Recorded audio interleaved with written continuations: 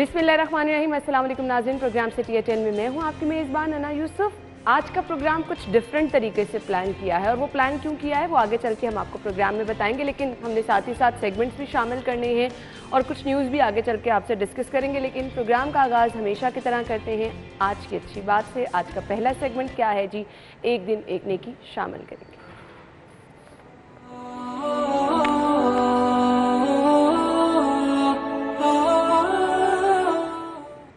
सबसे पहले आज का पैगाम। बिस्मिल्लाहिर्रहमानिर्रहीम। रसूलुल्लाह सल्लल्लाहु अलैहि वसल्लम ने दीन इस्लाम के बारे में कहा है कि ये सरासर खैर खाही का नाम है। अद्दीन नसीहा, कि अल्लाह का जो दीन है ये खैर खाही का नाम है, ये वेल विशिंग का नाम है। यानी अगर हुक्मरान है तो राया का खैर खा होता है, अगर हमसाया है तो दूसरे हमसाए का खैर खा होता है, अगर उस्ताज़ है तो शागिर्द का खैर खा होता है, अगर मुआलिज है, डॉक्टर है तो वो अपने मरीज़ का खैर खा होता है। तो गोया के दीन इस्लाम को मानने वाले एक दूसरे के खैर खा होते हैं, इंसानियत के खैर खा होते हैं। रसूलुल्लाह सल्लल्लाहु अलैहि वसल्लम ने यहाँ तक फरमाया कि अगर एक हाकिम है वो राया का अगर खैर खा नहीं है तो वो जन्नत की खुशबू से भी महरूम रहेगा, यहाँ तक आपने फरमाया। तो गोया के मुसलमान में जो एक गालिब सिफ़त है, खूबी है, वो ये है कि वो हमेशा अपने साथ दूसरे इंसान का खैर खा होता है, वेल विशर होता है, और वो कभी भी बद खा नहीं हो सकता। यानी वो अपने भाई को मशवरा देगा तो मशवरा उसका साइब होगा, दुरुस्त होगा। वो अपनी तरफ से कोशिश करेगा कि वो सही मशवरा अपने भाई को दे, और अगर वो कुलीग होगा किसी का तो वो अपने कुलीग को सही रहनुमाई करेगा। यानी उसके दिल में, उसकी नीयत में कभी खोट नहीं होगी। उसकी कोशिश यही होगी कि मैं दूसरों का खैर खा बनूं, मेरी ज़ात से दूसरों को फ़ायदा पहुँचे, मेरी ज़ात दूसरों के लिए एक शजर सायादार की तरह हो, मेरी ज़ात दूसरों के लिए एक ठंडे चश्मे की तरह हो, और मेरी ज़ात ऐसी हो कि लोग जब मेरे पास आएँ तो उनको मेरे पास बैठने से सुकून और इत्मीनान नसीब हो, मेरे मशवरों से उनको फ़ायदा हो, मेरी सोच और मेरी फ़िक्र, मेरी गुफ्तगू, मेरे कलाम से भी उनका भला हो।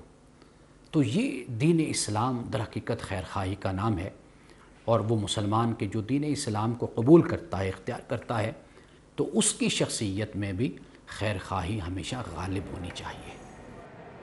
जी, तो ये था आज का पैगाम जो कि आपके साथ शेयर किया। प्रोग्राम के इस हिस्से में जी सबसे पहले हम डिस्कस करने वाले हैं ईद की आमद है, जहां पर हम देख रहे हैं कि जी सब ईद की तैयारियां कर रहे हैं। घरों में मवेशियों की ख़रीदारी के हवाले से अभी डिस्कशन हो रही है, कहीं पे विंडो शॉपिंग हो रही है और कुछ लोग अपना जानवर भी ख़रीद के ले आए हैं। इसके साथ साथ कपड़ों शपड़ों की तैयारी भी चल रही है, लेकिन एक बहुत बड़ी रिस्पॉन्सिबिलिटी होती है शहर को साफ़ सुथरा रखना, और इसके लिए LWMC मुतहरिक है। क्या सफाई प्लान मुरतब किया गया है? हम बड़ी ईद पर देखते हैं कि एक बहुत बड़ा चैलेंज होता है शहर को साफ़ सुथरा रखना। जगह जगह आलाइशें नज़र आ रही होती हैं, ऑल्दो टीमें भी मुतहरिक होती हैं, लेकिन इसके लिए एक स्पेशल प्लान मुरतब किया जाता है। इस पर सबसे पहले प्रोग्राम के आगाज़ में शहरियों से दरख्वास्त ये करना चाहूँगी कि आप लोग भी कोशिश ये कीजिए कि जहाँ कहीं पर ड्रम रखे गए हैं या जहाँ कहीं पर कंटेनर रखे गए हैं वहाँ पर जाकर आलाइशें फेंकें। अपने घर से, गली से आप रास्ते में ही बहुत सारे लोग जो हैं वो आलाइशें फेंक देते हैं, जिसकी वजह से बहुत प्रॉब्लम हो जाती है।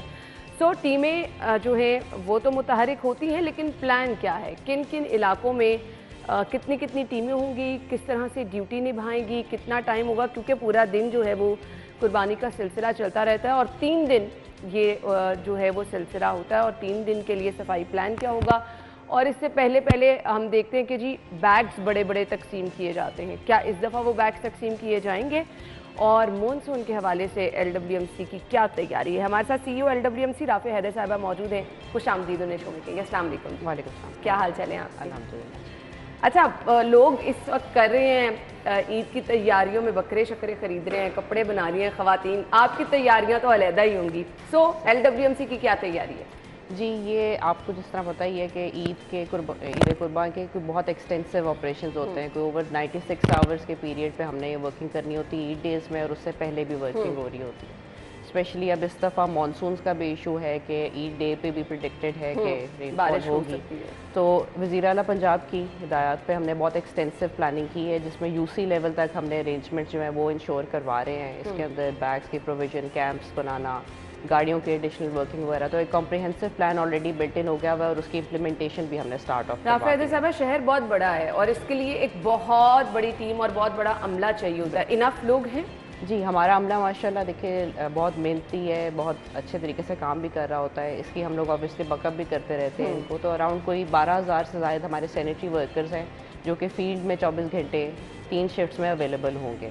और एक्सटेंसिवली इनको हमने फिर सपोर्ट पुट इन की है और एडिशनल मशीनरी दे के, हमारी अपनी मशीनरी भी बहुत ऐड ऑन हुई है। अराउंड कोई 600 से ज़ायद गाड़ियाँ हमारी अपनी इसमें ऐड हुई हैं, ठीक, जिनको हम रूटीन ऑपरेशंस में इस्तेमाल कर रहे होंगे, क्योंकि साथ साथ एक रूटीन वेस्ट जनरेशन भी हो रही होती है जो कि इस वक्त 6,000 टन से ज़ायद पार कर गया अच्छा, हुआ है। ये जो रूटीन का आपका जो है, और उसके अलावा जब ईद पे काम हो जाएगा तो ये तो बहुत ज़्यादा। जी, ये ऐड ऑन हो जाता है और हमने उसकी अभी जो मार्किंग की हुई है अराउंड कोई हमारी प्रेडिक्शन है कि 60,000 टन से ज़ायद ओवर 3 डेज़ जो है वो सिस्टम में ऐड होगा। ठीक है। अच्छा राफ़ा हैदर साहब, ये है इशू के कैटेगराइज किया जाता है क्या इलाकों को, कि किन इलाकों में ईद के लिए आपको स्पेशल प्लान मुरतब करना है? क्योंकि हमारे यहाँ मसाजिद वगैरह में जहाँ इज्तिमाई कुर्बानियाँ होती हैं वहाँ पर एक चैलेंज होता है, क्योंकि वहाँ पर तो जल्दी जल्दी से कुर्बानी करे जा रहे होते हैं, लोग गोश्त लेके जाते हैं और प्रॉपर टाइम उन लोगों के पास नहीं होता कि वो लाइसें ठिकाने लगाएं। सो कुछ कैटेगरीज बनाई गई है इस हवाले से? जी, इसमें हम लोग स्पेसिफिक प्लानिंग करते हैं। जो इज्तिमाई कुर्बानगाह हैं कोई 190 के करीब शहर में है इस वक्त, जिसके अंदर हम फिर ये एडिशनल फैसिलिटीज़ प्रोवाइड करते हैं। वहाँ पे डेडिकेटेड मशीनरी होती है, हमारी एम्प्लॉयज़ भी वहाँ पे मौजूद होते हैं और उनको साथ वेस्ट बैग्स भी दिए जाते हैं, ताकि जैसे जैसे वो आ रहा है वो साथ ही साथ उठता जाए और फिर वो अपने करीबी कलेक्शन पॉइंट में उसको ले जाते हैं। सही। अच्छा, कलेक्शन पॉइंट जैसे कि आपने बताया ये ऑलरेडी डिफाइन कर दिए गए हैं, क्योंकि ये आप जैसे जैसे गाड़ियाँ भरती जाएंगी फिर वापस उन्होंने अपनी ड्यूटी पे भी वापस आना है। सो ये चीज़ें तमाम आपकी प्लान है कि कहाँ पर? जी, हमारे 110 के करीब कलेक्शन पॉइंट शहर में बनेंगे, जो कि हमारे अपने रूटीन के 18 पॉइंट से ज़्यादा फिर ऑब्वियसली एक्सटेंसिव करना पड़ता है। और उसको हम लोकेट इस तरह कराते हैं कि मल्टीपल यूसीज़ का अमाउंट उधर आती जाए।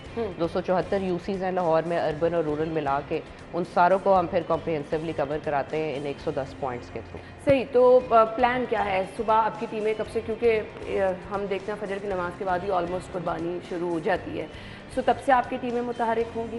देखिए, इसके प्लान के हमारे 2 पार्ट्स हैं। एक तो हमने प्री ईद वर्किंग की है, जिसके अंदर हमने प्लॉट क्लियरेंस की है एक्सटेंसिवली, ताकि एक दफ़ा बेस लाइन अचीव हो जाए। हमने 15 दिनों में कुछ 14,000 से ज़ायद टन जो हैं वो एक्स्ट्रा उठाए हैं इन 641 प्लॉट्स की क्लियरेंस के अंदर।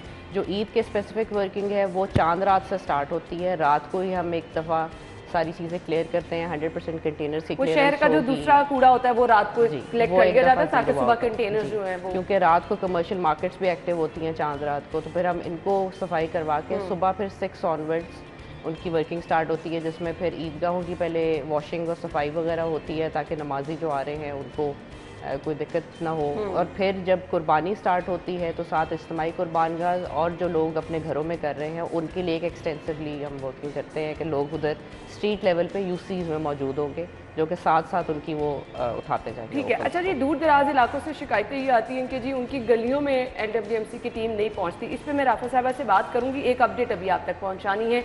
आपके पास है जी, कांस्टेबल को शहीद करने वाले मुलजिम की बुरी जमानत खारिज की गई है और डिटेल्स क्या हैं जी? हाई कोर्ट से जमानत खारिज होने पर मुलजिम उमैर सफदर की फरार होने की कोशिश। मुलजिम की जानिब से जब अदालत से जमानत खारिज हुई तो वहाँ से भागने की कोशिश। अभी हमने एक ब्रेक लेनी है और ब्रेक के बाद बताएंगे आपको हेल्पलाइन नंबर भी कि अगर आपके इलाके से आलाइशें नहीं उठाई जाती या सफाई आपको प्रॉपर नहीं नज़र आती तो आप किस तरह से रब्ता LWMC से कर सकते हैं। फिलहाल ब्रेक लेंगे, ब्रेक के बाद आते हैं, हमारे साथ रहिएगा।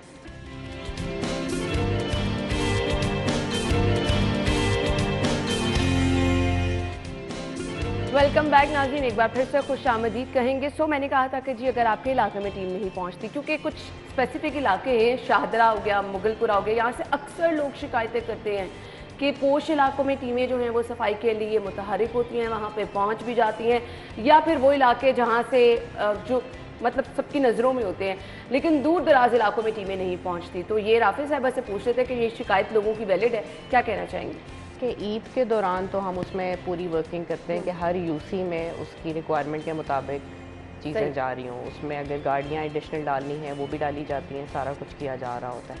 लेकिन बहरहाल अगर कहीं पे कोई इशू आता है तो हमारी 1139 कॉल लाइन है जिसके ऊपर लोग हमें इंडिकेट कर सकते हैं। वो 24/7 ऑपरेशनल होती है, उस पर वो बता सकते हैं कि अगर उनके पास नहीं आ रहे और कोई इश्यूज़ वगैरह हैं, वो इमीडिएटली उसका सेम डे रिट्रेसल हम इंश्योर करवाते हैं। सही, 1139 पर आप रब्ता कर सकते हैं। स्क्रीन पर भी हम नंबर चला देते हैं। अगर आपके इलाके में टीम नहीं पहुंचती LWMC की, या आपको कहीं पर भी शहर में आलाइशें पड़ी हुई नजर आती हैं, आप जिम्मेदार शहरी होने का सबूत दें। LWMC के इस नंबर पर, हेल्पलाइन नंबर पर कॉल करें और बताएं कि फलां इलाके में आलाइशें पड़ी हैं, यहाँ से रिमूव की जा सकती हैं।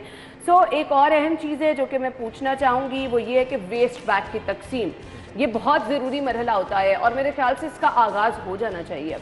जी, इसका हमने इस दफ़ा अराउंड 15 लाख के करीब बायोडिग्रेडेबल बैग्स की फराहमी को इंश्योर करवा रहे हैं, जिसकी तरसील आज से स्टार्ट हो जाएगी। इनिशियली हम मवेशी मंडियों के थ्रू ये करवाते हैं कि जो लोग भी अपना जानवर लेके जा रहे हैं उनको साथ ही ये प्रोवाइड हो जाए, फ्री ऑफ चार्ज होता है। और साथ ही साथ हमारे यूसी कैंप्स इस्टेब्लिश होंगे, हर यूसी में ये कैंप्स होंगे जहाँ पे वेस्ट बैग्स भी मुयसर होंगे, और साथ वो कंप्लेंट्स भी लोग उसमें रजिस्टर करवा सकते हैं। उसका डायरेक्ट लिंक होता है हमारे कंट्रोल रूम के साथ। साथ ही साथ जो हमारी एडिशनल गाड़ियाँ हैं जो 2 दिन पहले ईद से हम प्रोवाइड करवाते हैं, उनकी डोर टू डोर प्रोविज़न भी हम थोड़ी जगहों पे स्टार्ट ऑफ करवाते हैं।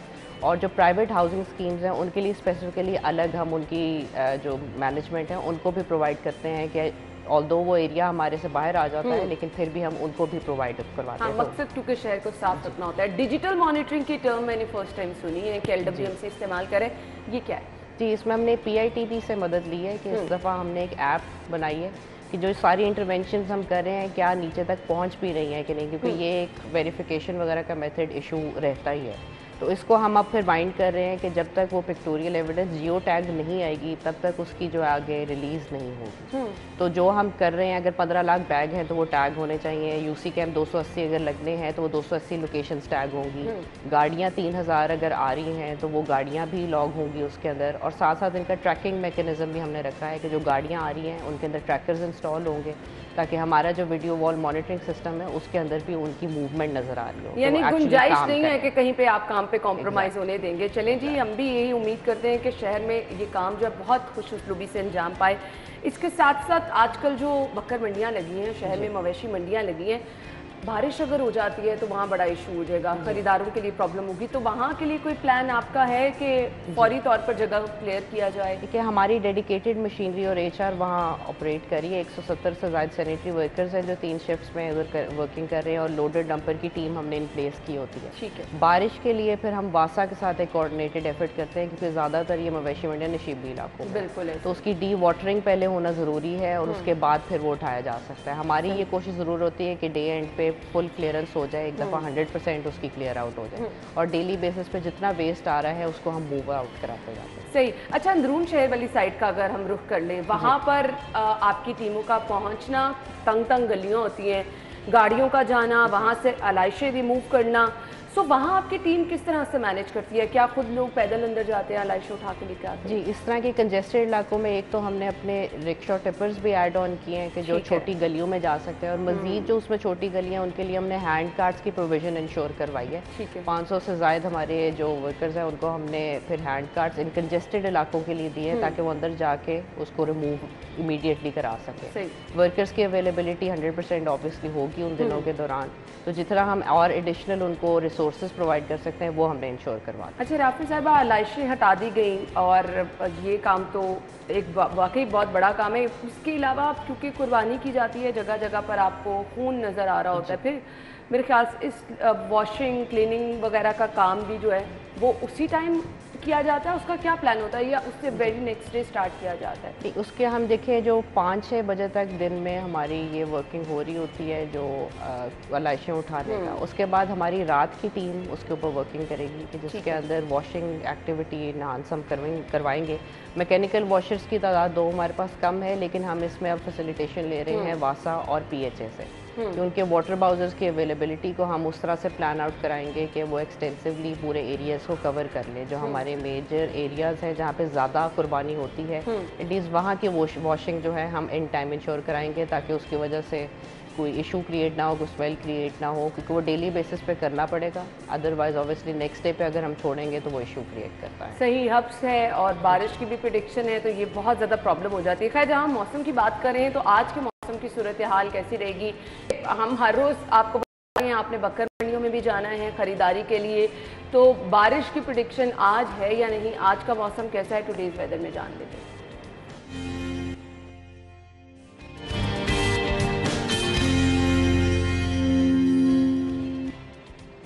अच्छा जी, मायदा की तरफ चलेंगे। जी मायदा, बताइए मौसम के हवाले से आज क्या प्रेडिक्शन की जा रही है? बारिश के इम्कानात हैं? जी बिल्कुल है ना। शहर के मौसम की बात करें तो शहर का मौसम मैं आपको बताती चलूं कि उसमें कोई भी बेहतरी रिकॉर्ड नहीं की जा रही है। सुबह के औकात से ही शहरियों को जो है वो मसला दरपेश आता है, गर्मी, लू, हब्बस, तपश जो है वो महसूस की जा रही है। मुझे भी अभी आप देख सकते हैं कि इस कदर ये पसीने आ रहे हैं और गंदा जो मौसम है वो रिकॉर्ड किया जा रहा है ना। मैं आपको बताती चलूँ कि अगस्त के महीने में ये मौसम देखने में नज़र आता था, लेकिन अभी जो है जुलाई के महीने में ही ये गर्मी, तपश और हब्बस महसूस की जा रही है। मुझे भी देख सकते हैं आपकी तेज़ धूप की किरणें मेरे चेहरे पर किस तरह से पड़ रही हैं, और इस तेज़ धूप में खड़े होना एक सेकंड के लिए भी जो है वो हमारे लिए महाल है, लेकिन उसके बावजूद शहरी इस मौसम को जो है वो फेस करते हुए नज़र आ रहे हैं। दूसरा मैं आपको बताती चलूँ आना कि ये गर्मी जिस कदर पड़ रही है इसके बायस हमारे शहरियों में कुछ इन्फेक्शंस भी देखने में नज़र आ रही है, जिसमें जो सर फहरिस्त है वो गर्मी दाने और जिसे हम पित्त भी कहते हैं वो देखने में नज़र आ रही है। लू लग रही है हमारे शहरियों को क्योंकि गर्मी पड़ ही बहुत ज़्यादा रही है। कहीं कहीं जो हमारे शहर में है बादल देखने में नज़र आ रहे हैं, लेकिन वो बादल जो है उसके बावजूद जब सूरज को अपनी लपेट में ले रहे हैं तो फिर भी गर्म हवाएं चल रही हैं। वो गर्म हवाएं जब हमारी बॉडी को लगती हैं तो उसके बायस जो है हमारा ऐसे लगता है कि जैसे सांस रुक रहा है आपका। तो हमारे शहरियों को इन तमाम चीज़ों से जो गर्मी के बायस उनको फेस करनी पड़ रही हैं, उनको एहतियाती तदाबीर भी जारी की जा रही हैं कि आपने जो है डिटॉक्स वाटर और इस तरह लेमन वाला वाटर और इस तरह की चीज़ें जो है आपने ORS इन चीज़ों का लाजमी इस्तेमाल करना है, ताकि जब आप घर से बाहर निकलते हैं पानी की बोतल अपने साथ रखें कि ये गर्मी की शिद्दत से जो है जितना बचा जा सकता है हमने बचना है। और है ना, मैं दूसरी बात आपको बताती चलूँ कि मौजूदा दर्जे हरारत इस टाइम जो है वो 37 रिकॉर्ड किया जा रहा है, लेकिन ज़्यादा से ज़्यादा ये 40 तक जाने के इम्कानात आज जाहिर किए जा रहे हैं। और हवस और गर्मी और ये जो महसूस की जा रही है, इसी तरह से ओवरऑल मौसम गर्म रहेगा। बारिशों की अगर बात करें तो महकमा मौसमियात की जानिब से गुज़श्ता दिनों में भी बारिश की प्रेडिक्शन ज़ाहिर की गई थी, लेकिन बारिशें नहीं हुई और आने वाले हफ्ते में भी बारिश के इम्कानात ज़ाहिर किए गए हैं। देखते हैं, आज तो ताहाल बारिश की कोई प्रेडिक्शन ज़ाहिर नहीं की गई, लेकिन आने वाले दिनों में महकमा मौसमियात की जानिब से बारिशों की प्रेडिक्शन ज़ाहिर की गई है। अब देखना ये कि ये बारिशें होती है या नहीं, और बारिशें अगर हो जाती हैं तो हमारे शहरियों के लिए मौसम मज़ीद खुशगवार हो जाएगा। और ये जो धूप पड़ रही है, जो जिस तरह से मौसम देखने में नज़र आ रहा है, गर्मी की शिद्दत देखने में महसूस की जा रही है, इसमें भी नुमाया कमी देखने में नज़र आएगी, लेकिन अगर बारिशें हो जाती हैं। ठीक है, थैंक यू सो मच मायदा ने हमें मौसम के बारे में बताया।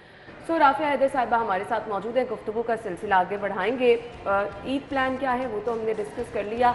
अब हमने जी मॉनसून जहां बारिशों की प्रेडिक्शन है वहां पर जहां हम देखते हैं बादशाह अपनी जिम्मेदारियां निभा रहे हैं, LWMC जब तक साथ मिलकर काम ना करे, क्योंकि जहां कहीं पर ब्लॉकेज हो जाती है, कूड़ा जमा हो जाता है, वहाँ से निकासी आपका मसला भी हो जाता है। तो राफिया साहिबा, क्या आपकी टीम जो है वो मॉनसून के लिए प्लान कर चुकी है?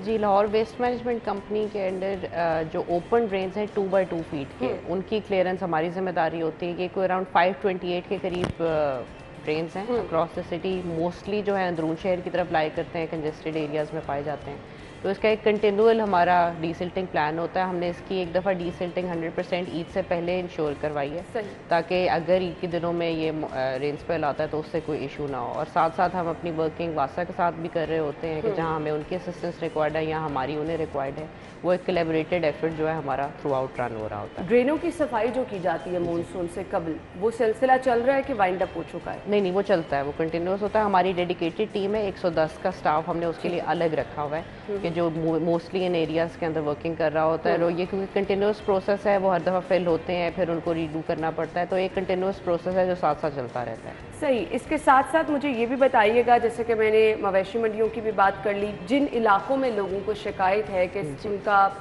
वहाँ से कूड़ा नहीं उठाया जाता, रूटीन की मैं सफाई की बात कर रही हूँ, अभी भी बहुत सारे दूर दराज इलाके, हम वैसे तो शहर में सफाई की सूरत हाल कंपैरेटिवली बहुत बेहतर है। और वो लोग क्रेडिट क्या दे रहे हैं कि जब से पाकिस्तान मुस्लिम लीग नून की हुकूमत आई है, सफाई के इंतजामात बहुत अच्छे जो शहर में देखे जा रहे हैं। एग्री करती हैं इससे कि आपकी टीम पहले भी वैसे काम कर रही थी? देखिए, ये एक बड़ा मेहनत तलब और मुश्किल काम है और उसमें हमें सिटीजन्स की भी उतनी ही कोऑपरेशन चाहिए होती है। तो जब बेस लेवल पे आपको वो कोऑपरेशन मुयसर हो तो उससे ज़्यादा बेहतरी भी आती है, कोई मॉनिटरिंग मैकेनिज्म्स बेहतर होते हैं, इसी तरह कंप्लेंट रिड्रेसल इन्हांस हो जाता है। शायद उस वक्त तक हम प्रॉपर्ली चीज़ें नहीं देख भी पा रहे होते नीचे बेस लेवल पे, तो उसमें लोगों की हमें कोऑपरेशन बहुत इंपॉर्टेंट है। वो जिस तरफ से भी आ रही हो, वो पोलिटिकल पार्टी से आ रही है या सिटीजन से जनरली आ रही है, दैट इज़ गुड।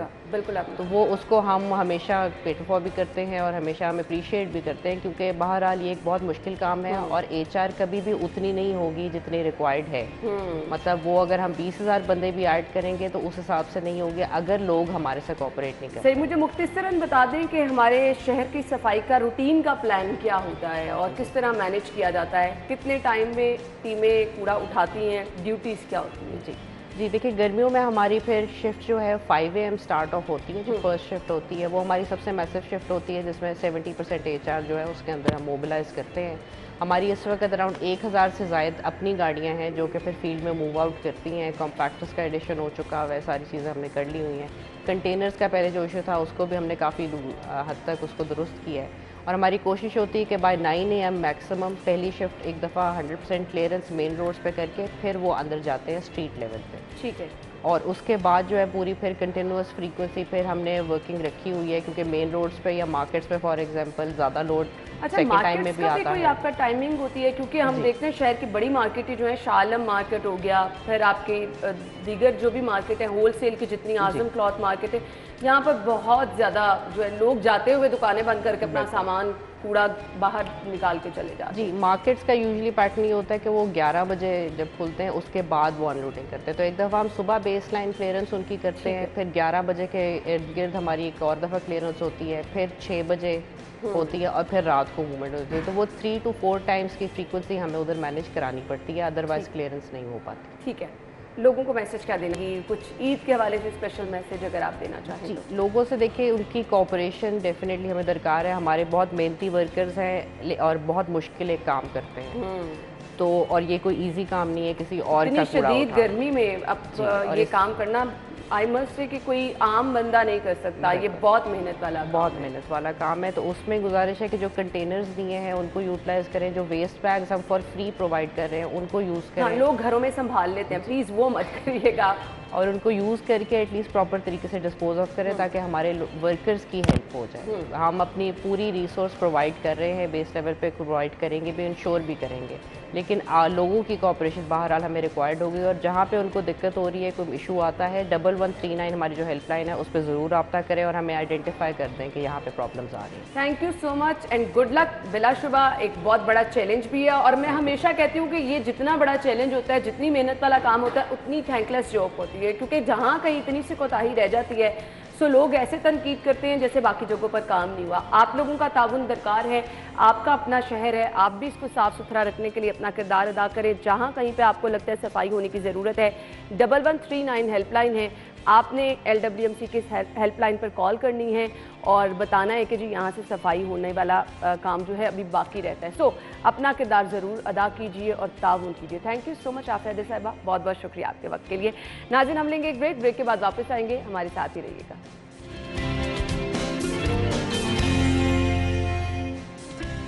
खुश आमदीद, आपको ब्रेक के बाद एक बार फिर से कहेंगे और इस हिस्से में हम सेगमेंट शामिल करने वाले हैं आज की हेरिटेज है।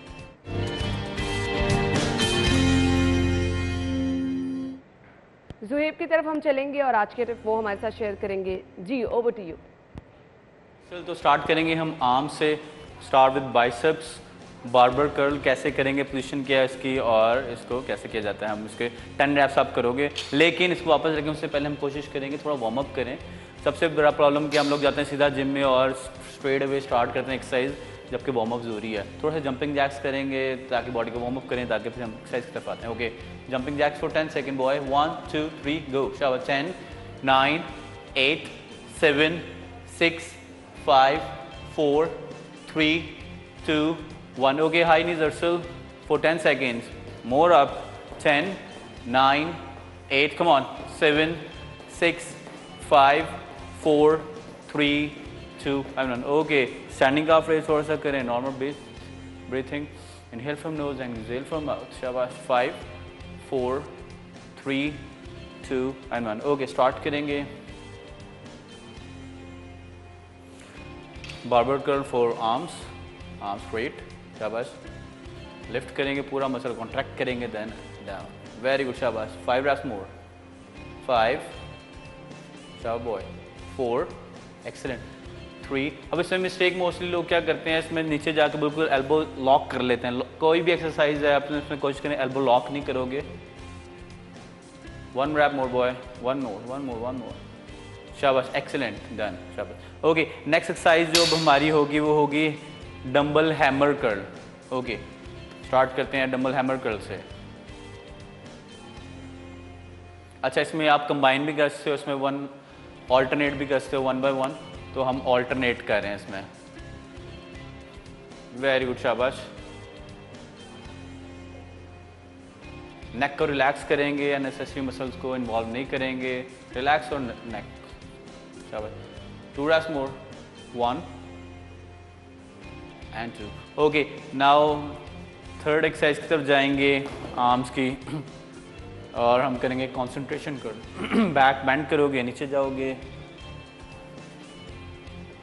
शाबाश ये एक्सरसाइज आप किसी स्टूल पे बैठ के भी कर सकते हो लेकिन because Arsal is a pro तो हम ऑन बॉडी वेट कर रहे हैं लेकिन आप अगर बिगनर हैं तो कोशिश करें इसको स्टूल पे बैठ के किसी जगह बैठ के करें शाबाश अरसल और इसके भी अगेन 10 reps ईच साइड करेंगे 3 सेट्स करेंगे कोई भी एक्सरसाइज करेंगे आप उसके 3 सेट्स करेंगे शाबाश okay change of side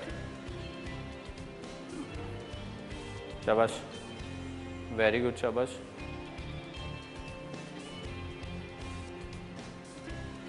okay fine ठीक है ओके ये थी हमारी 3 एक्सरसाइज हमने आर्म्स की बताई हैं 3 कर लें 4 कर लें अगर आप 2 बॉडी पार्ट्स को ट्रेन करें तो कोशिश करें 4 एक्सरसाइज करें 3 से 4 अगर आप 1 बॉडी पार्ट कर रहे हैं पर डे तो कोशिश करें 7 से 8 एक्सरसाइज करें लेकिन सब डिपेंड करता है आपकी डाइट पे फॉर एग्जांपल अगर आपकी डाइट अच्छी नहीं है प्रोटीन इंटेक अच्छा नहीं है तो बजाय से कि अगर आप मसल डेवलपमेंट करने आए हो अगर आपका बैकअप कैलोरीज एक्सपेंडिचर जो है आपकी कैलोरीज जो है डेली कैलोरीज जो आप कंज्यूम करोगे अगर वो कम है तो आप बजाय से कि आप मसल डेवलप करो आप मसल को लूज़ कर जाओगे तो आपने कोशिश करनी है कि जिस तरह की एक्सरसाइज पैटर्न जा रहा है उस लिहाज से ही डाइट को भी फॉलो करें ओके ट्राइसेप पे जाएंगे ट्राइसेप 1 arm डंबल शाबाश this is tricep 1 arm dumbbell पीछे रखेंगे इसको वेरी गुड शाबाश इसको कोशिश करेंगे आपके सर के साथ ना टकराए आपके नेक पे ना टकराए सेफ जोन में जाएंगे मैक्सिमम नीचे downwards and upward very good elbow extension करेंगे वेरी गुड शाबाश change of side zip up नहीं करोगे lips breathing is most important guys कोई भी एक्सरसाइज करो मैक्सिमम लोगों को देखता हूँ लिप्स को जिप अप कर ले तो यार सांस नहीं लोगे तो आप एक्सरसाइज कैसे करोगे कोशिश करें ब्रीथिंग शाबाश 1 rep more boy ओके ठीक है combined dumbbell next exercise is combined dumbbell शाबाश सेम पहले 1 डंबल से करते अब कंबाइन कर लिया है बोथ आर्म से करेंगे कंबाइंड डंबल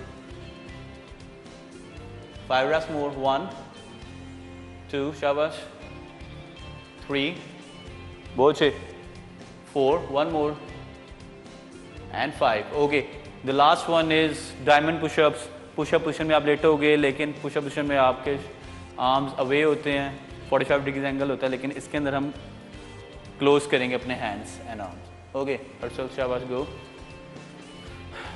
शाबाश come on down very good शाबाश हैंड्स अंडर योर चेस्ट और 2 रन जाएंगे पोस्चर ऑफ राइट हैंड का एक्सीलेंट 2 reps more boy इस एक्सरसाइज में 2 मसल्स हो रहे हैं एक चेस्ट और दूसरा tricep primary muscle is tricep and secondary आपका चेस्ट है और प्राइमरी आपका tricep thank you 2 reps more boy 2 reps more 1 and 1 more excellent ठीक है शाबाश done thank you so much तो ये थी हमारी आज की एक्सरसाइज जिसमें हमने आर्म्स को ट्रेंड किया बाइसेप ट्राइसेप्स को ट्रेंड किया कोशिश करें कि आप इसको इसी पैटर्न से लेके चलें अगेन मैं रिपीट करूँ अगर आप 1 डे 1 बॉडी पार्ट ट्रेंड करें तो कुछ करें 7 से 8 एक्सरसाइज करें 7 डाइट अपने से रखें और अगर आप 2 बॉडी पार्ट की तरफ जा रहे हैं तो 4 एक्सरसाइज ईच एक्सरसाइज करें तो थैंक यू सो मच ये था हमारा आज का सेगमेंट इंशाल्लाह दोबारा मुलाकात थैंक यू सो मच नाज़रीन। अभी एक ब्रेक लेंगे, ब्रेक के बाद हम वापस आएंगे, हमारे साथ रहिए।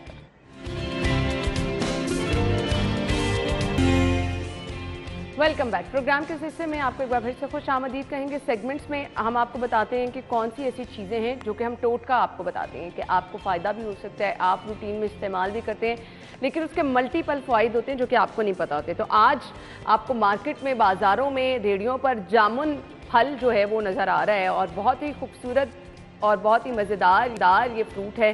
फ़ायदे इसके क्या क्या हैं? सबसे पहला फ़ायदा है आँखों के लिए बहुत अच्छा होता है, बिनाई के लिए बहुत ज़बरदस्त है। इसके साथ साथ मसूड़े और दांतों के लिए बहुत ज़बरदस्त है, आपके दांतों को, मसूड़ों को मजबूत और सेहतमंद बनाता है। डायबिटीज़ के पेशेंट के लिए इसके जितने फ़वाइद कहें उतने ही कम है। यानी जो डायबिटीज़ के पेशेंट है, अगर वो जामुन का इस्तेमाल कर रहे हैं तो उनका शुगर लेवल कंट्रोल रहता है और बहुत ज़्यादा बेहतर रह सकते हैं वो। इसके अलावा आपकी जिल्द जो है इससे वो भी खुशनुमा नज़र आती है। ये जो कुदरती चीज़ें हैं, अल्टीमेटली इनका इस्तेमाल आप जब भी करेंगे आपको फ़ायदा ही होगा, नुकसान कोई नहीं इसका है जी। फिर दिल के अमराज में जो लोग मुब्तला हैं, अगर वो जामुन का इस्तेमाल करते हैं तो उनके लिए भी ये बहुत ही ज़्यादा मौसर है। आपके खून को साफ़ रखता है, खून की शरियानें जो हैं वहाँ पर ब्लॉकेज वगैरह नहीं होने देता। तो खून की जो है वो हेल्थ के लिए, खून साफ़ रखने के लिए जामुन का इस्तेमाल बहुत जो है वो मौसर है। वो लोग जो कि वेट रिड्यूस करना चाहते हैं, जामुन जो है इसके लिए बहुत ज़्यादा इफ़ेक्टिव है, कैंसर से बचाता है। अल्लाह ताला ने इतने से फ्रूट के अंदर इतनी सारी खसूसियात रखी हैं, सो चांसेस जो हैं कैंसर के वो भी ये कम कर देता है। फिर इसके साथ साथ एंटी एजिंग, बहुत सारी ख़वातीन मर्द चाहते हैं कि जी वो अपनी उम्र से छोटा दिखें, रिंकल्स ना पड़ें। सो अगर आप जामुन का इस्तेमाल करते हैं तो ये वाला इशू भी जो है काफ़ी हद तक सॉर्ट आउट हो जाता है। सो जितना आप ये नेचुरल चीज़ें इस्तेमाल करेंगे उतने सारे इसके फ़वाइद होंगे, फ़ायदे इसके बहुत ज़्यादा हैं, मार्केट में बहुत ज़्यादा तादाद में ये अवेलेबल है, ज़रूर इसका इस्तेमाल करें। अच्छा जी, इसके बाद हमने अगला सेगमेंट शामिल करना है। अगला सेगमेंट हमारा है जी मोबाइल के रेट हमने आपको बताने हैं। अगर आप प्लान करें मोबाइल खरीदने का, सैमसंग के आज मॉडल्स हैं मेरे पास। So Samsung Galaxy A13 mobile आपको मिलेगा 83,499 रुपीज़ में अगर आप खरीदेंगे।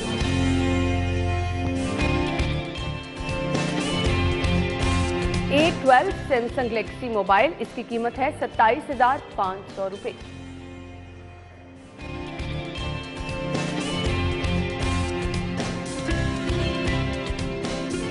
सैमसंग गैलेक्सी M11 मोबाइल है और ये है जी 24,999 रुपये।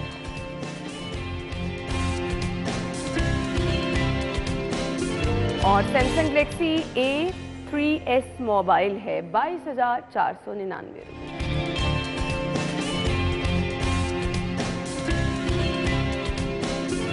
तो ये तो थे जी मोबाइल के रेट। अब आपने शॉपिंग करनी है और आपको बता देते हैं ऑफ कहाँ कहाँ लगी है।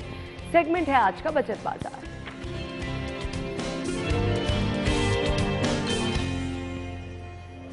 पहला ब्रांड है ईडन रोब। अगर आप यहाँ पे जा रहे हैं तो यहाँ पर अप टू 25% ऑफ है।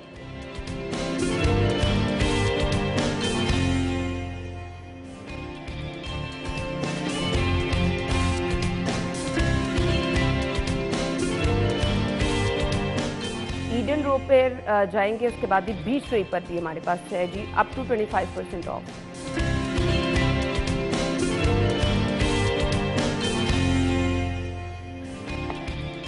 नेक्स्ट ब्रांड कौन सा है जी? Breakout, up to 30% of.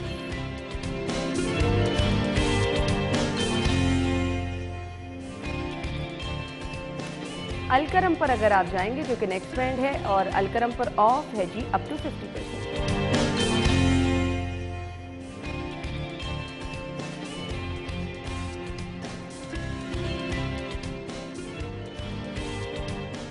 Of कहाँ कहाँ लगी ये तो आपको बता दिया। अगला सेगमेंट है हमारे पास माल का हाल।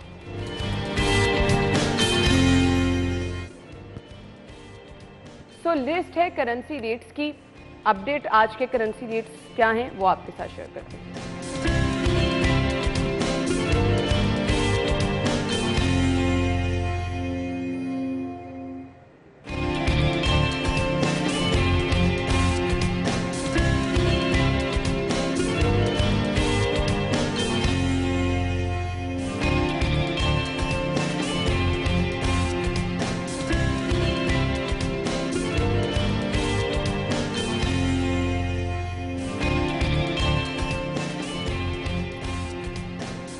अच्छा जी, तो ये तो जो आज के रेट लिस्ट थी जो कि आपके साथ शेयर की, सब्जियों के रेट जानना बहुत ज़्यादा ज़रूरी है। सभी लोग सब्जियों की ख़रीदारी भी कर रहे हैं, ईद से कबल जो है सब लोग ज़्यादा तादाद में ख़रीदारी कर लेते हैं। सो आज के भाव क्या है? सेगमेंट आज के भाव।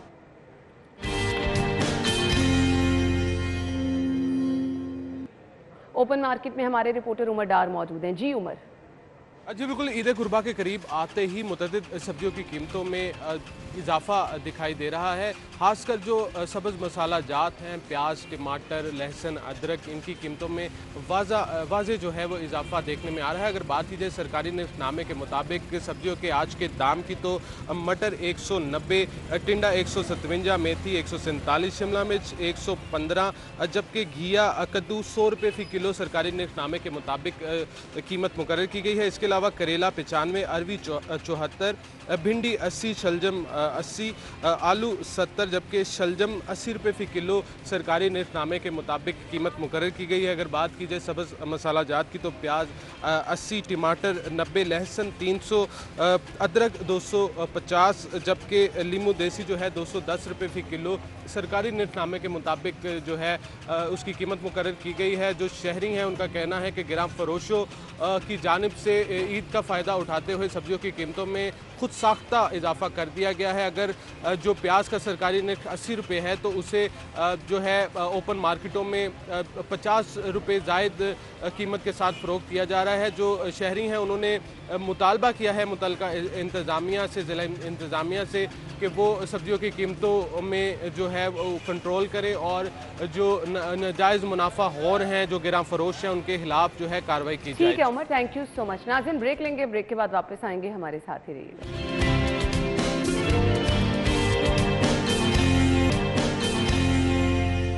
तो आप जान चुके होंगे जी, रेसलिंग की दुनिया का एक बड़ा नाम है जी जो हमारे साथ इस वक्त स्टूडियो में मौजूद हैं और नेशनल इंटरनेशनल मुकाबलों में ज़बरदस्त कारकर्दगी दिखा चुके हैं, पाकिस्तान का नाम रोशन कर चुके हैं। इनाम भट्ट साहब हमारे साथ स्टूडियो में मौजूद हैं।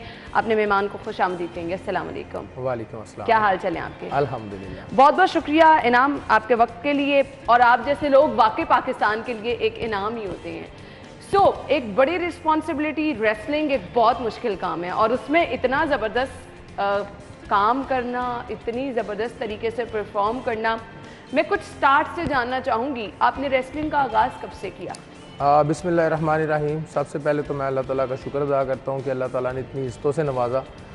बिल्कुल मैं एक पहलवानी ख़ानदान से तल्लुक़ रखता हूँ और मेरे अब्बा जी भी रेसलर थे, मेरे दादाजी भी रेसलर थे, मेरे अंकल भी रेसलर थे।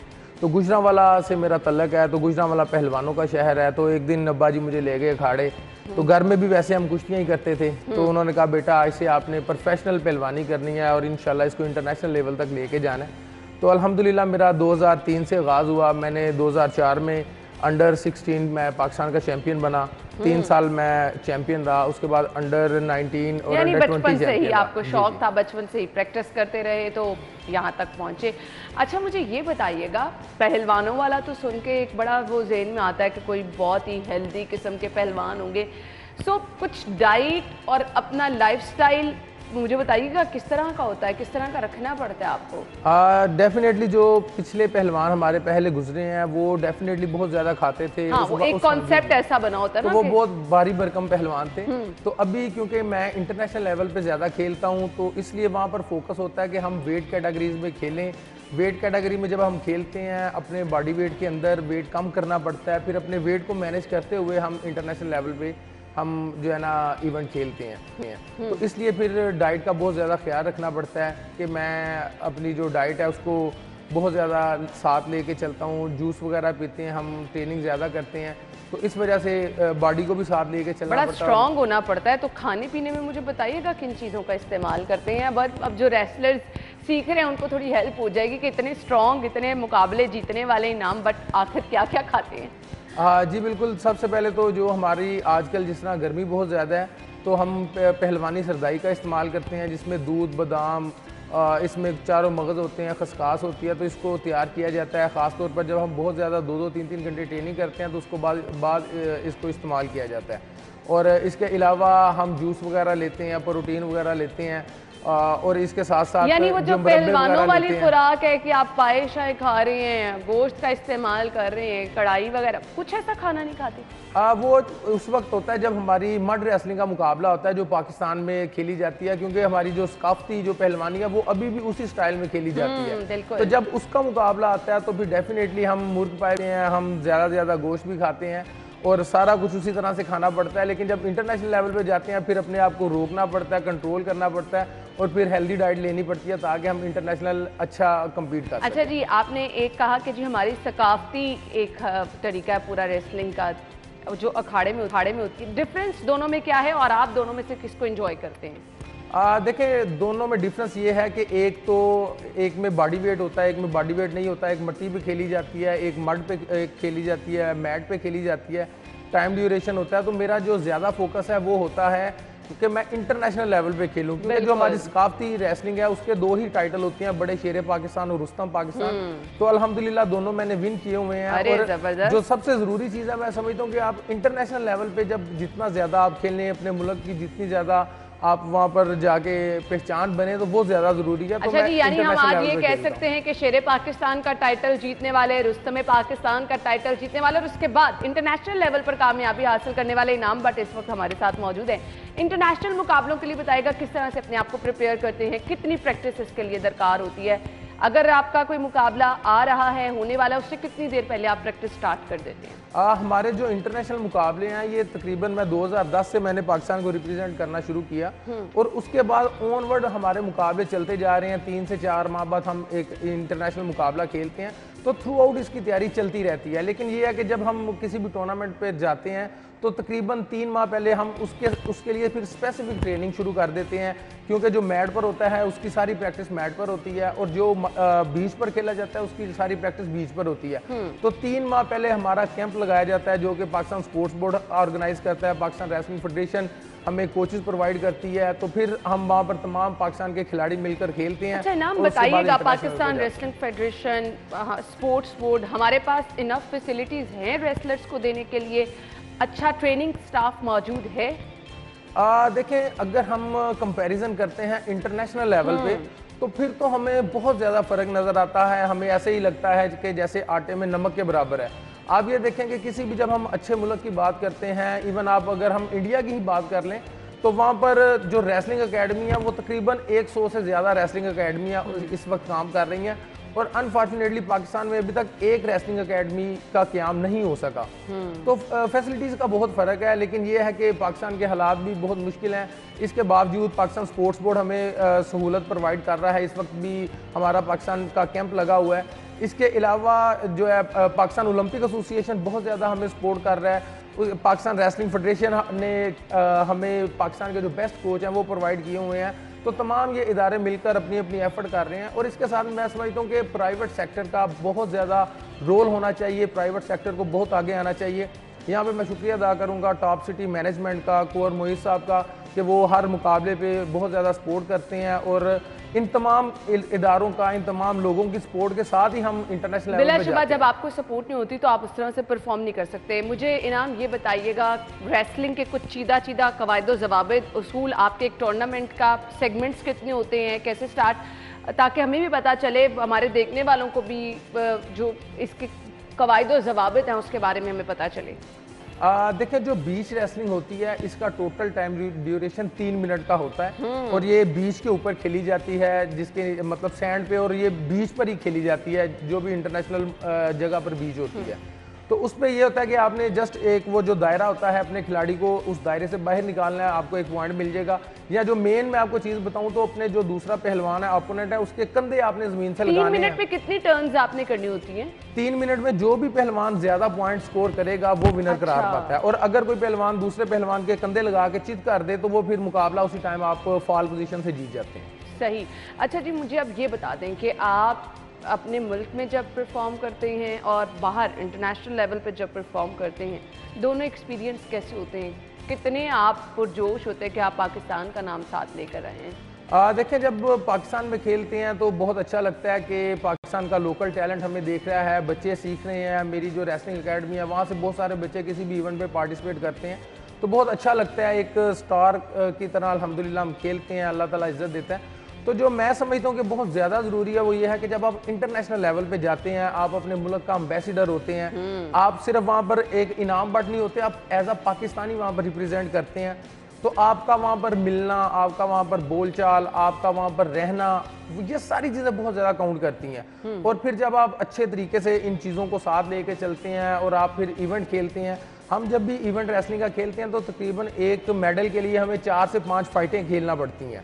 तो अल्हम्दुलिल्लाह जब वो फाइटें विन करते हैं, पाकिस्तान का परचम बुलंद होता है, सारी दुनिया के लोग खड़े होते हैं, तो मैं समझता हूँ ये वो फीलिंग है, ये वो एजाज़ है जो बहुत कम लोगों को नसीब होता है और पाकिस्तान का सॉफ्ट इमेज पूरी दुनिया में जाता है।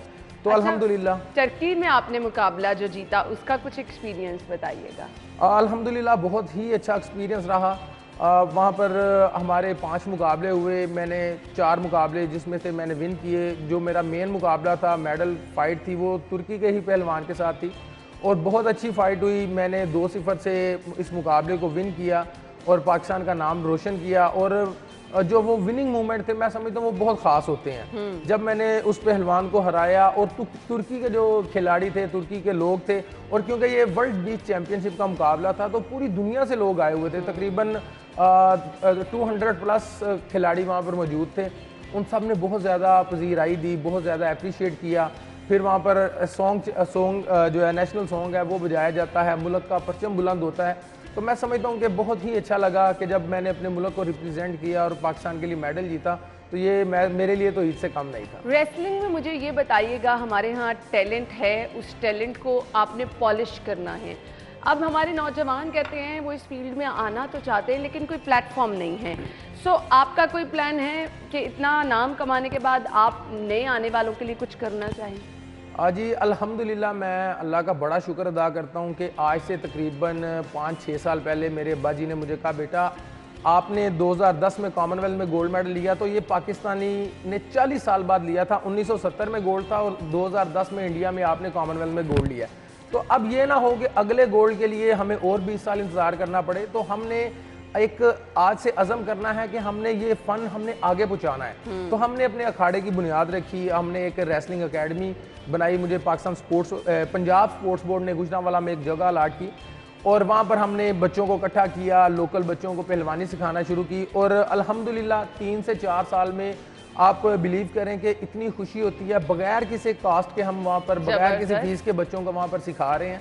तकरीबन 100 के करीब बच्चे हैं, 4 साल से लेकर इंटरनेशनल लेवल तक बच्चे खेल रहे हैं। अंडर 17 में पाकिस्तान का जब मुकाबला होता है तो 10 में से 6-7 बच्चे हमारे विनर होते हैं। अंडर 20 में भी इस तरह। इवन के पाकिस्तान का जब सबसे बड़ा मुकाबला होता है तो उसमें भी आधी टीम मेरे अखाड़े से, मेरी अकेडमी से अल्हम्दुलिल्लाह जीतती है।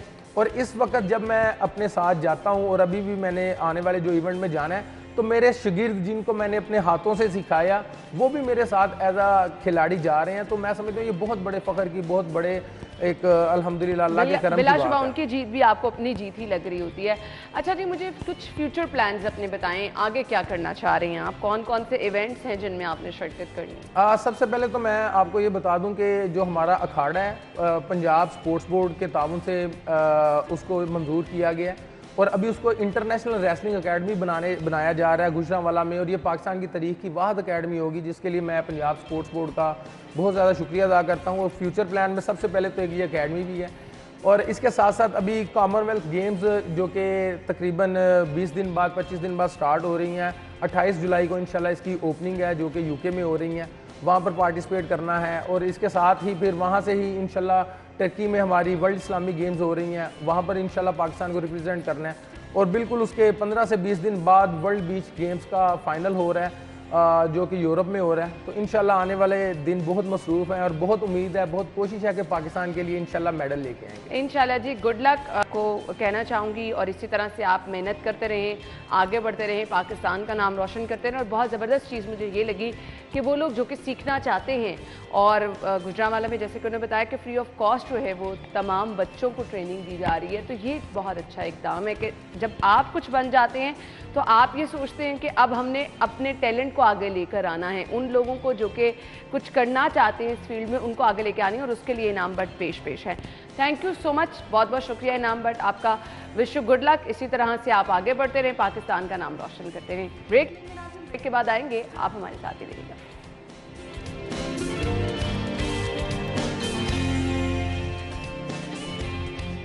वेलकम बैक नाज़रीन। प्रोग्राम के हिस्से में जी हम अपना न्यूज़पेपर डिस्कस करने वाले हैं। आज थोड़ा सा प्रोग्राम का फॉर्मेट डिफरेंट था, और डिफरेंट करने का मकसद क्या था जी, सिर्फ यही था कि जो ज़रूरी चीज़ें हैं ईद से रिलेटेड क्योंकि थी, और सफाई प्लान ज़रूरी था जी डिस्कस करना, हमने चाहा कि पहले आपके साथ डिस्कस कर लें। खैर, आज की हमारी लीड स्टोरी डेली सिटी 42 की क्या है उसकी तरफ आएंगे। आई डोंट नो कि ये कौन से घरेलू सारिफीन है, क्योंकि जिस चीज़ का मुझे फ़ायदा नहीं पहुँच रहा, आप लोगों तक फ़ायदा नहीं पहुँच रहा, तो फिर वो रिलीफ है भी या नहीं ये समझना ज़रूरी है। घरेलू सारिफीन को रिलीफ दिया गया है। 100 यूनिट इस्तेमाल करने वालों के लिए बिजली फ्री होगी। अब ये 100 यूनिट कौन इस्तेमाल करेगा, ये हमारी आज की तमाम खबरें हैं। आज की ये पहली खबर है। स्टूडियो में हमारे साथ हमारे सीनियर रिपोर्टर रिजवान नकवी साहब मौजूद हैं। अस्सलाम वालेकुम। वालेकुम सलाम। अच्छा रिजवान साहब, आपको फ़ायदा पहुंचेगा ये घरेलू सारिफीन जिनका ये जिक्र कर रहे हैं, हम लोग तो उनमें शामिल नहीं है, तो ये कौन से घरेलू सारिफीन है, मुझे बता दें। देखें, ये मजमूई तौर पे जो खबर के मुताबिक 90 लाख खानदान है पूरे पंजाब के अंदर, जिसमें लाहौर के तकरीबन कोई 54 लाख के करीब अफराद हैं जो कि इससे मुस्तफ़ीद होंगे।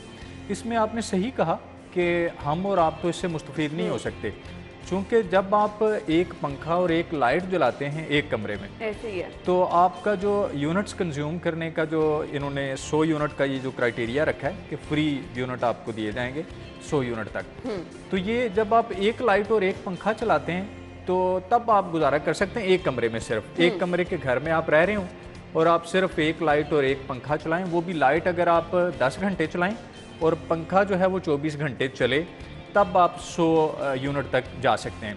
लेकिन इसका होगा ये, अभी तो आप इसको एक इलेक्शन स्टंट के तौर पे भी कह सकते हैं, क्योंकि इलेक्शन सर पे बिल्कुल 17 जुलाई को इलेक्शन होने जा रहा है, तो शायद ये जिन हलकों में इलेक्शन हो रहा है उसमें जो पॉलिटिकल माइलेज लेने के लिए और सियासी जलसे जुलूसों में क्रेडिट लेने के लिए इसको आप एक स्टंट के तौर पे इस्तेमाल कर सकते हैं। अच्छा, ये वो ऐलान है जो मरीम साहिबा ने कहा था कि एक खुशखबरी देंगे हमजा साहब, वज़ीर आला पंजाब आवाम के लिए एक बड़ा ऐलान करेंगे, ये वो बड़ा ऐलान था?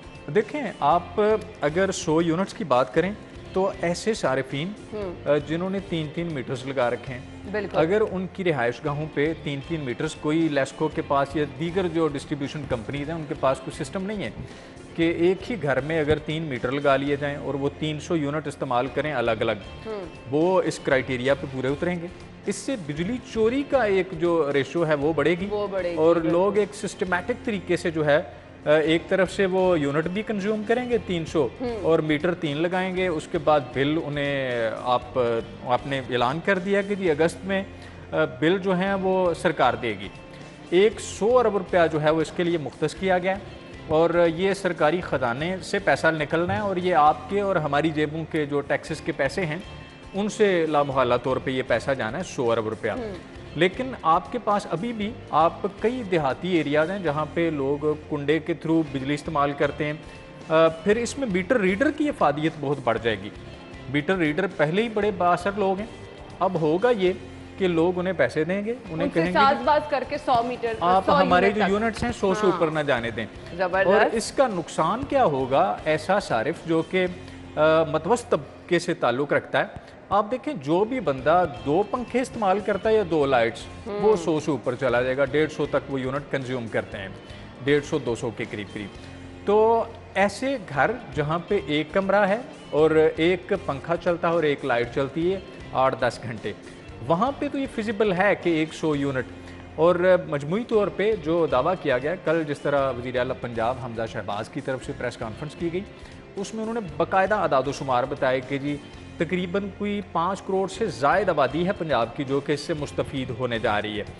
आप देखें, इंडियन पंजाब के अंदर इसी पैटर्न के ऊपर जिसको ये कॉपी किया गया 300 यूनिट तक जो है फ्री दिए जा रहे हैं। 300 यूनिट फिर भी समझ आता है, एक मतवस्त घराना जो कि एसी इस्तेमाल नहीं करते, एयर कूलर या फिर उसके साथ लाइट्स और पंखों का इस्तेमाल करते हैं या फ्रिज छोटा चला लेते हैं, तो वो तो यहाँ तक जा सकते हैं 300 यूनिट्स तक। लेकिन 100 वाला जो है ये बज़ाहिर यही लग रहा है कि जी पॉलिटिकल माइलेज लेने के लिए और सियासी तकारीर के लिए जो है वो एक टेम्पोरेरीली हो सकता है हुकूमत इससे भी बैकफुट पे आए। जिस तरह इससे पहले आपने देखा कि जब टैक्सेशन बजट में जो है टैक्सेशन की अनाउंसमेंट की गई तो 12 लाख रुपए तक जो है वो स्लैब ले गए कि जी हर वो तनख्वाहदार मुलाजिम, हाँ वो पब्लिक सेक्टर में है या प्राइवेट सेक्टर में, तो अगर वो 1 लाख रुपए तक माहाना सैलरी लेता है तो उसके ऊपर टैक्स जो है एग्जेम्प्ट होगा कि वो टैक्सेशन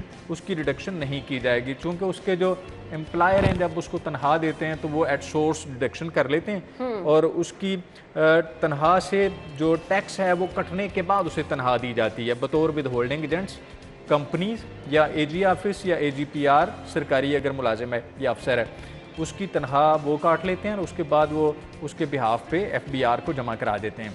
उसके बाद ये अनाउंसमेंट कर दी गई, उसके बाद दोबारा से नई स्लैब मुतारफ़ करा दी गई और फिक्स एक टैरिफ जो है वो मुतारफ़ करा दिया गया कि जी वो भी टैक्स देंगे।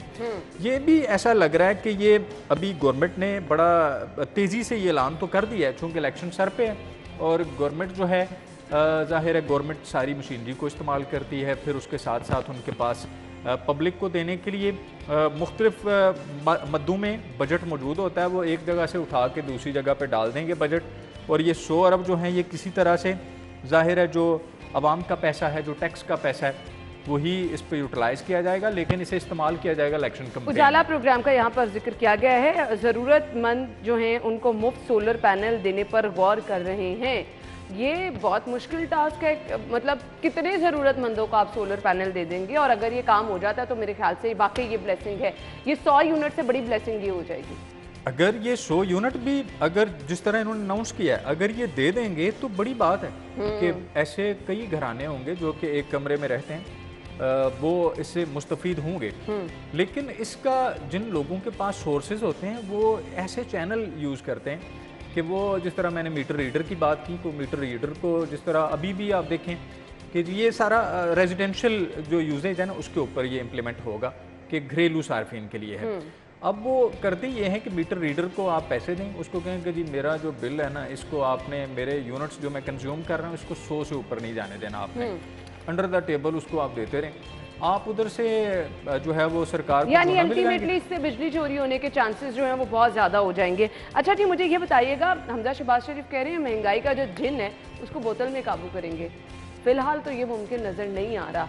सो इसको भी हम ये कहें कि ये सिर्फ नारों तक ही महदूद रहेगा, ये जो जल से जुलूस आजकल हो रहे हैं सिर्फ उनकी जीनत ये नारा बना रहेगा? बहुत बड़ा चैलेंज है। महंगाई जो है जिस लेवल पे चली गई है, आप देखें आप रिलीफ भी दे रहे हैं, आप मुतवस्त तबके को आपने बिल्कुल नज़रअंदाज कर दिया।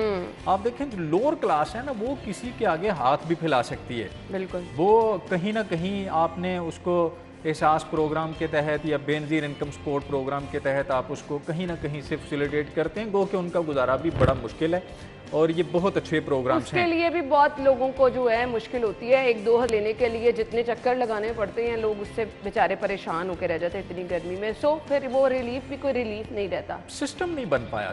सिस्टम आप देखें, आप एक तरफ रिलीफ अनाउंस करते हैं, साथ आपका जो उसके लिए मैकेनिज्म बनाते हैं रिलीफ देने के लिए, वहाँ पे माफियाज आ जाते हैं। वो हर बंदे जिसको अगर वो 13,000 रुपया देते हैं, 12-13,000 रुपया, तो फी बंदा जितने मुस्तहिक लोग हैं उसके अंदर से वो डिडक्शन करना शुरू कर देंगे कि आपको 500 के हिसाब से ना हमें देना पड़ेगा वरना आपको लंबा क्यू है उसमें लाइन में लगना पड़ेगा।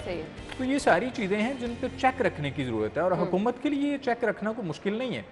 सिर्फ ये माफियाज जो हैं ये किसी की पुष्ट पनाही के ऊपर काम कर रहे होते हैं।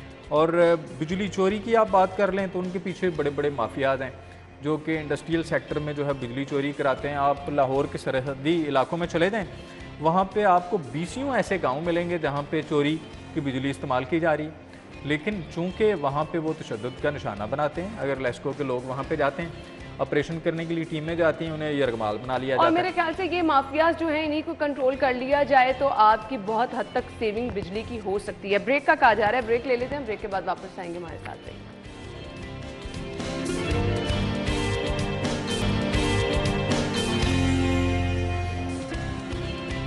खुशामदीद, आपको प्रोग्राम में एक बार फिर से कहेंगे। अच्छा जी, समझ में नहीं आता, गर्मी है, लोड शेडिंग हो रही है, समझ में आ रहा है कि अच्छा जी लोड मैनेजमेंट नहीं हो पा रहा या फिर बिजली कम है गैस की लोड शेडिंग मेरी समझ से बाहर है। गैस बहरान है, गर्मियों में दौरानिया 15 घंटे तक जाने का खदशा है। सनतों को बंदिश के बावजूद मुश्किलात बरकरार हैं और मेरे ख्याल से लाहौर का कोई इलाका होगा जहां पर रात 9 बजे के बाद गैस जो है वो आती हो। बिल्कुल ही अगर आप चूल्हा चलाएं तो हल्की सी गैस है जिसपे आप रोटी भी नहीं बना सकते।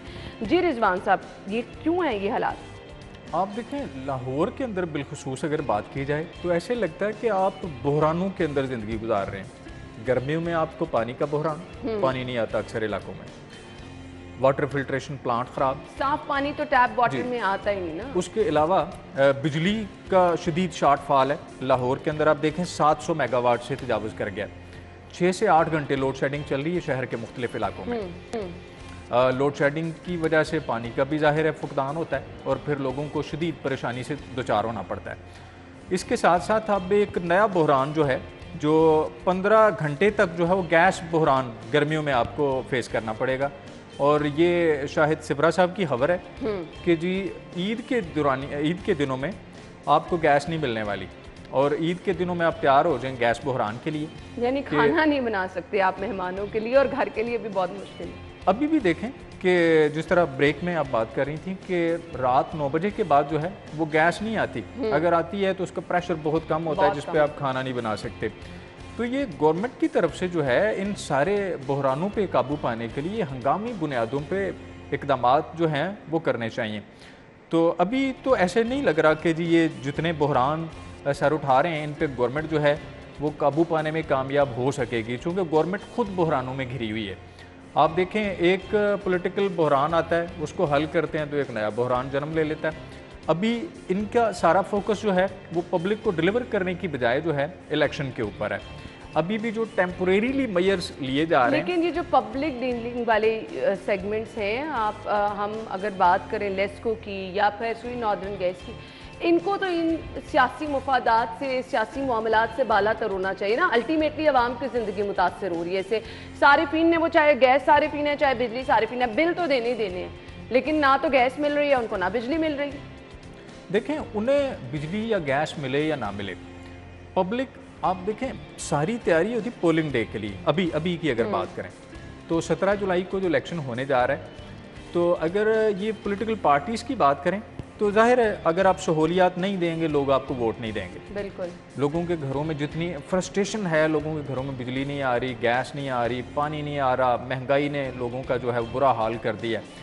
तो इस सारे सिनेरियो में उसके बावजूद आपको मुक़्तदर पार्टी जो है बड़ी मुतमिन नज़र आती है। उसकी वजह यह है कि लोगों की बड़ी शॉर्ट मेमोरी है और उनकी पोलिंग स्कीम के हवाले से, पोलिंग डे के हवाले से बड़ी तैयारी है। अगर मुस्लिम लीग नून की बात की जाए तो वो इस हवाले से बड़े मुतमिन हैं कि पब्लिक फिर भी उन्हें वोट करेगी। गो कि पब्लिक जो है वो बड़ी परेशान है और आप जिस भी गली चौराहे में किसी भी डिपार्टमेंट में चले जाएं, वहाँ पे बहस जो है वो महंगाई पे हो रही है कि जी अब मतवस्त तबका जो है उसके लिए गुजर बसर करना मुश्किल हो गया। लोग जो हैं वो अपना, अगर कोई बंदा एक जॉब करता था तो वो प्लान कर रहा है कि साथ कुछ दूसरी जॉब भी करे, पार्ट टाइम कुछ करेगा तो गुजारा करेगा। लेकिन उसके बावजूद गवर्नमेंट की तरफ से कुछ ऐसा प्लान जो है वो नज़र नहीं आ रहा सतह के ऊपर कि जी महंगाई को, इन्फ्लेशन को किस तरह से कम किया जाएगा। आप अगर चीज़ों की बात करें, चीज़ें महंगी भी हैं, उसके बावजूद किल्लत है उनकी। बिल्कुल, गैस आपको नहीं मिल रही, बिजली आपको नहीं मिल रही, बिजली के रेट्स आप देख लें। ऑनेस्टली स्पीकिंग मुझे तो ये लगता है काम कोई सही करना भी नहीं चाहता। ये नीयतों में जो है ना खोट है, जिसकी वजह से आप कहीं पर भी कह दें कि आप लोगों के लिए आसानी पैदा करना चाहें, नहीं कर पा रहे हैं। आप देखें रियल स्टेट के अंदर बिजली और गैस, इसकी वजह से लोग अपने प्रोजेक्ट्स को सेल करते हैं। आप जो है नए नए प्रोजेक्ट्स की जब आपके पास किल्लत है तो आप क्यों इजाज़त देते हैं, क्यों एनओसी देते हैं? बिल्कुल। जब आपको पता है कि जो आबादी आपके पास मौजूद है, अगर आपके पास उनको फैसिलिटेट करने के लिए गैस नहीं है, जब आपके पास बिजली पूरी नहीं है, तो आप नए नए जो प्रोजेक्ट्स आ रहे हैं उनके ऊपर जो है वो क्यों नए ट्रांसफार्मर्स और क्यों नए कनेक्शंस की आप इजाज़त देते हैं, ताकि जो ऑलरेडी आपके पास मौजूद है आबादी, जिनको कनेक्शंस आपने दिए हुए हैं, उनको आप फैसिलिटेट नहीं कर पा रहे, उनसे आप उन्हें निचोड़ भी रहे हैं। एक तरफ आप अनाउंस कर रहे हैं कि जी 100 यूनिट तक जो है वो आप बिजली फ्री देंगे, दूसरी तरफ आप यूनिट्स के रेट आप देखें कहाँ पे चले गए, और आम आदमी जो है बिजली का बिल देना उसके लिए एक हवा बन गया है, मुश्किल मरहला बन गया है कि जी किस तरह से अपने जो हाउस होल्ड जो आपके मंथली एक्सपेंसेस हैं उनको किस तरह से मैनेज किया जाए। दूसरी तरफ जो है आप देखें तो गवर्नमेंट के पास कोई वाज़ेह प्लान नज़र नहीं आ रहा। गवर्नमेंट जो है वो सिर्फ़ और सिर्फ अभी अपने सर्वाइवल के लिए लड़ रही है और गवर्नमेंट की तरफ से यही नैरेटिव दिया जा रहा है कि जी हम रियासत बचाने के लिए आए हैं, चूँकि हमने अपनी सियासत को कुर्बान किया और रियासत पे जो है वो अपनी सियासत को कुर्बान करने को जो है हमने मुनासिब समझा है, चूँकि अनपॉपुलर एक डिसीजन था गवर्नमेंट में आना और आवाम जो है उसको हम रिलीफ देने के लिए आए। लेकिन रिलीफ आप तो देख रहे हैं क्या रिलीफ दिया जा रहा है पब्लिक को, कि पब्लिक जो है उसके लिए अब फिजिबल नहीं रहा और मतवस्त तबके के लिए किसी किस्म का कोई प्लान जो है बिल्कुल ऐसे आपके रोज़मर्रा इस्तेमाल की जितनी चीज़ें हैं वो चाहे अशिया खुरनोश हैं, चाहे या हम गैस की बात करें, बिजली की बात करें, इन चीज़ों को आप पर तंग किया जा रहा है और ना घरों में गैस आ रही है, बिजली वैसे ही 2-2, 3-3 घंटे, 1 घंटा आती है, लाइट 2-2, 3-3 घंटे वैसे ही गायब है। उसके बाद जिन लोग बाहर अशिया खुरनोश की ख़रीदारी के लिए वो वैसे इतने परेशान है कि हर जगह जो है उनको लूटा जा रहा है 2-2 हाथों से। एक तो महंगाई है और ऊपर से फिर जितने मर्जी चाहे लोग पैसे कमा रहे हैं और लोग बेचारे मजबूर हैं इस महंगाई के हाथों। खैर हमने ब्रेक की तरफ जाना है, ब्रेक के बाद फिर हम अगली खबर की तरफ आएंगे हमारे साथ में।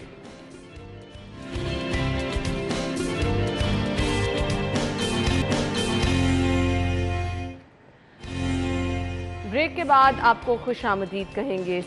महंगाई की मौजूदा सूरत हाल की हम बात कर रहे हैं, आम आदमी की हम बात कर रहे हैं जिसके बार बार रिलीफ के दावे तो किए जाते हैं लेकिन पता नहीं वो रिलीफ कहाँ रह जाता है, हवा में ही रह जाता है, नारों में ही रह जाता है, वादों में ही रह जाता है और आवाम तक नहीं पहुँच पाता। सुजुकी ने भी नर्ख बढ़ा दिए हैं, मोटरसाइकिलें 7 से 10 हज़ार रुपये महंगी हो गई हैं। गाड़ियाँ खरीदना तो अब दूर की बात रही, मोटरसाइकिल आम आवाम की सवारी थी और मेरे ख्याल से अब सुजुकी 125 तो कोई नहीं खरीद सकता, 70 भी मुश्किल हो गया खरीदना। रिजवान साहब क्या कहेंगे? आप देखें इसका वाहिद हल जो है ना अभी जो शॉर्ट टर्म हल है वो पब्लिक ट्रांसपोर्ट है कि लेकिन उसकी भी तो कमी है ना, आपके सामने पब्लिक ट्रांसपोर्ट भी उस तरह से अवेलेबल नहीं है। देखें शहर के अंदर ऑरेंज लाइन, मेट्रो, ये प्रोजेक्ट्स आए, आबादी के तनासुब से कम है अभी। आप देखें शहर के अंदर 2008 में 53 रूट्स थे, आहिस्ता आहिस्ता उनमें से 12-13 रूट्स पे बसें चल रही हैं, बाकियों पे बसें नहीं हैं। और मुस्लिम लीग नून की गवर्नमेंट की अगर बात की जाए तो ये ट्रांसपोर्टेशन के मंसूबों पे और जो तामीराती प्रोजेक्ट्स हैं इन पे इनका तुर्रा इम्तियाज़ है कि ये बड़ा तेज़ी से उन पे काम करते हैं और इसकी महारत रखते हैं और जो गैर मुल्की कंपनियां हैं वो भी इनके साथ काम करते हुए कंफर्ट फील करती हैं। टर्किश कंपनीज, चाइनीज़ कंपनी ने यहाँ पे काफ़ी काम किया, फोटान थी, उसके अलावा बसें देखी, बहुत ज़बरदस्त बसें थी इनके द्वारा। लेकिन उसके बाद आपने देखा कि वो बसें आहिस्ता आहिस्ता रूट्स के ऊपर गायब हो गई या वो बसें सब स्टैंडर्ड थी जो मंगवाई गई वो 5-6 साल चलने के बाद जो है ना उनकी लाइफ तो बताई गई थी कि 10 साल चलेंगी, लेकिन वो शायद ऐसे लगता है कि रीफर्बिश्ड बसें थी और उनको असरनो तैयार करा के यहाँ पे मार्केट में ले आया गया और उसके बाद वो बसें आपको नज़र नहीं आई। आबादी के तनासुब से लाहौर के अंदर जो है अब तो चले आबादी बहुत बढ़ गई। 2008 में उन्होंने जो सर्विस कराए थे कि जी लाहौर में अगर 3000 बसें चला दी जाएं तो हर 2-3 मिनट के बाद जो है वो शहर के हर बस स्टॉप के ऊपर पब्लिक ट्रांसपोर्ट मौजूद होगी और शहरी जो हैं अगर वो मोटरसाइकिलों में या गाड़ियों में सफ़र करते हैं तो वो अपनी गाड़ियां और बाइक्स जो हैं पार्क कर देंगे और पब्लिक ट्रांसपोर्ट को यूटिलाइज़ करेंगे। इससे ना सिर्फ ट्रैफिक के फ़्लो में एक बेहतरी आएगी और ट्रैफिक की जो आप देखते हैं गाड़ियों की भरमार है, मोटरसाइकिलों की भरमार है, बहुत सारे मसाइल हल हो जाएंगे, आपकी पोल्यूशन का मसला हल हो जाएगा, आप ट्रैफिक का मसला हल हो जाएगा, रोड एक्सीडेंट में कमी आ जाएगी। अगर ये सब कुछ हो जाता है तो बहुत सारे मसाइल हल हो जाते हैं। लेकिन इसके ऊपर भी जो है वो संजीदगी से काम नहीं किया गया। पहले इन्होंने लाहौर ट्रांसपोर्ट कंपनी बनाई ताकि जी ये जो ट्रैफिक का कंजेशन है इसको कम किया जाएगा और बसें आएंगी यहाँ पे। कोरियन एक JI केम थे, उन्हें ले आया गया कि जी ये यहाँ पे ना ट्रांसपोर्टेशन के निज़ाम को जो है जदीद खतूत पे इस्तवार करेंगे और उसके बाद जो है वो शहर का जो पब्लिक ट्रांसपोर्ट का मसला ये हल होगा। ख़बर की बात की जाए तो मोटरसाइकिलों की तादाद जो कीमतें हैं ये 7 से 10 हज़ार रुपये महंगी की गई हैं। आम आदमी की सवारी है, गरीब आदमी जो है वो एक जगह से दूसरी जगह जाने के लिए या अपने रोज़गार तक पहुंचने के लिए जहां पे वो मुलाजमत करते हैं आम लोग, वो बाइक का इस्तेमाल करते हैं। लेकिन बाइक की कीमतें जो हैं पिछले 2-3 महीनों में आपने देखा होगा मुसलसल बढ़ रही हैं। अब आम आदमी जो है उसके लिए बाइक चलाना भी मुश्किल हो गया। फ्यूल की प्राइसेस आप देखें कि पहले अगर एक बंदा जो है वो आना जाना अपना घर से दफ्तर और दफ्तर से वापस घर, या घर से जिस भी फैक्ट्री में या जहाँ पे भी मुलाजमत करता है वहाँ पे, और वहाँ से वापस अपने घर तक, अगर उसका 150 रुपये का फ्यूल लगता था तो अब वो 300 रुपये तक का डेली जो फ्यूल है वो कंज्यूम होता है।